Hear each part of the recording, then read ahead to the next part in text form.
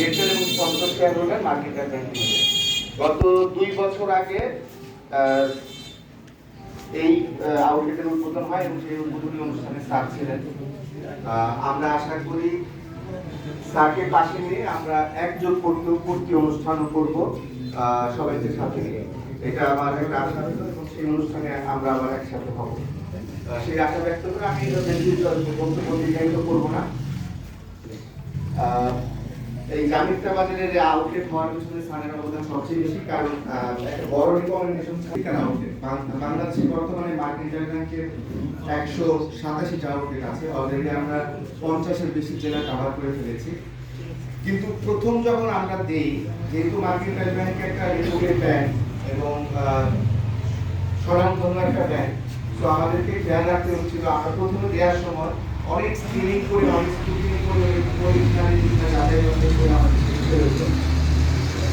তো সেই সময় আসলে স্যারের নির্দেশনা মতোই আমরা এই ব্যাংকটা, এই আউটলেটটা আমরা দেওয়ার সিদ্ধান্ত নিই এবং যেটা সত্যি হচ্ছে সিদ্ধান্তটা যে সঠিক ছিল, পরামর্শটা যে ঠিক ছিল, সেটা প্রমাণিত হয়েছে। কারণ এই রানা ট্রেডার্স এখন আমাদের 187টা আউটলেটের মধ্যে পারফরমেন্সের দিক থেকে এখন প্রথম সারি।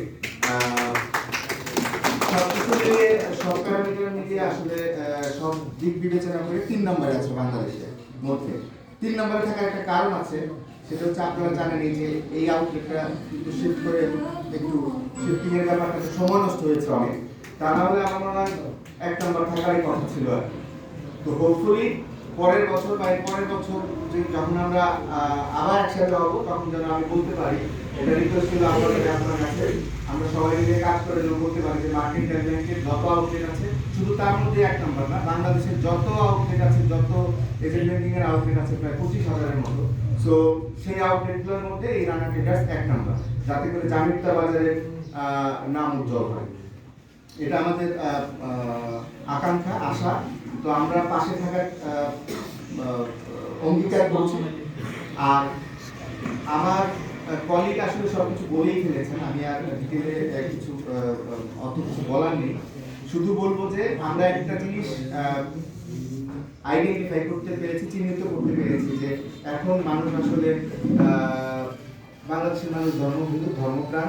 এই যে আমাদের মুরব্বী একজন বললেন যে সবাইকে মরতে হবে, তো যেই ধর্মেরই আছি ওটা অন্য ব্যাপার। কিন্তু আমি সারা বাংলাদেশে বিভিন্ন জায়গায় যাই, আমি মানুষের পালস বোঝার চেষ্টা করি, মানুষ কি চায় সেটা আমরা বোঝার চেষ্টা করি।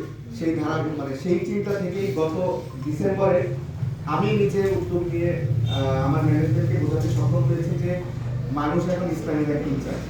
তো মার্কেন্টাইল ব্যাংকেরই আমাদের কিন্তু একটা ইসলামী ব্যাংকিং এর একটা উইন্ডো আছে, সেটার নাম হচ্ছে তাকওয়া। তো আমরা অলরেডি অ্যাপ্রুভাল নিয়ে নিয়েছি। এই তাকওয়ার মাধ্যমে একদম 100% শরিয়া ভিত্তিক ব্যাংকিং আপনারা করতে পারবেন। আমরা সমস্ত কার্যক্রম শুরু করেছি এবং আমাদের শরিয়া বোর্ডও আছে। ওনাদের পরামর্শ মতো আমাদের এই বছরের প্রধান প্রোডাক্ট হবে হচ্ছে ইসলামী ব্যাংকিং। বাকি যা কিছু আছে আরটিজিএস বা অন্যান্য কিছুর সাথে। তো আমি সবাইকে আহ্বান জানাবো, আপনারা এই আউটলেটে অ্যাকাউন্ট খুলবেন। আপনারা চাইলে কনভেনশনাল ব্যাংকিং বা প্রচলিত ব্যাংকিং ব্যবস্থায় করতে পারবেন, আবার এই তাকওয়ার মাধ্যমে ইসলামী ব্যাংকিং করতে পারবেন।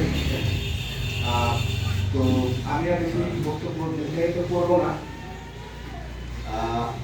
দু একটা কথা যে আমার পূর্ববর্তী বক্তা বলে গেছেন যে একটা জিনিস নিয়ে সবার মধ্যেই খুবই একটা কনফিউশন আছে যে ব্যাংকিং ব্যবস্থার ব্যাংকিং ব্যবস্থা কি দেশে নড়বড়ে হয়ে গেল কিনা, বা আস্থার জায়গাটায় বোধহয় একটু সংকটের সৃষ্টি হয়েছে। কিন্তু আপনাদেরকে আমরা আশ্বস্ত করতে চাই যে যেভাবে বলা হচ্ছে বা যেই আতঙ্ক সৃষ্টি করা হচ্ছে, ওরকম কোনো পরিস্থিতি কিন্তু না। এখনো যতটুকু টাকা থাকা দরকার মানুষকে সেবা দেওয়ার জন্য, মানুষ যেই টাকা রেখেছে তার চেয়ে বেশি তারল্য ব্যাংকগুলোতে আছে। তো সারা পৃথিবী জুড়ে খারাপ সময় যাচ্ছে, এটা অস্বীকার করার কোনো উপায় নেই। 2023 অনেক চ্যালেঞ্জিং হবে, এটাও সত্যি। কিন্তু যেই চিত্রটা চিত্রিত করার চেষ্টা করা হচ্ছে, পরিস্থিতি অত খারাপ না। আমি অন্য ব্যাংকের কথা বলবো না। আপনারা এমন একটা উদাহরণ দিতে পারবেন না যে মার্কেন্টাইল ব্যাংকের কোনো কাস্টমার, কোনো ব্যাংকের কথা বাদই দিলাম, কোনো আউটলেটে গিয়ে এই পর্যন্ত টাকা চেয়ে টাকা পায়নি, এরকম একটা ঘটনাও হয়নি।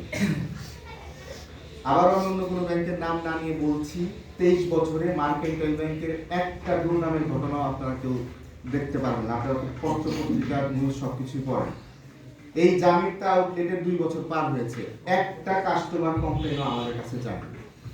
সো আপনাদেরকে আশ্বস্ত করতে চাই, এবং যেখানে স্যার ওই অনুষ্ঠানে উপস্থিত আছেন, মানে বুঝতে হবে যে এই আউটলেটের উপরে কতটুকু কনফিডেন্স আছে, মার্কেন্টাইল ব্যাংকের উপরে কতটুকু আস্থা আছে। না থাকলে ওনার যে সুনাম আছে একদম এই আউটলেটের সাথে জড়িত, একদম মার্কেন্টাইল ব্যাংকের সাথে জড়িত। সো আপনারা নিশ্চিন্তে ব্যাংকিং করুন, আমরা আপনাদের পাশে আছি, দুশ্চিন্তা ছাড়া ব্যাংকিং করুন। আর আমি আগেও বলেছি, আবারও বলছি, আপনারা যদি আমাদের দিকে 1 কদম এগিয়ে আসেন, আমরা আপনাদের দিকে 10 কদম এগিয়ে যাবো। ধন্যবাদ সবাইকে।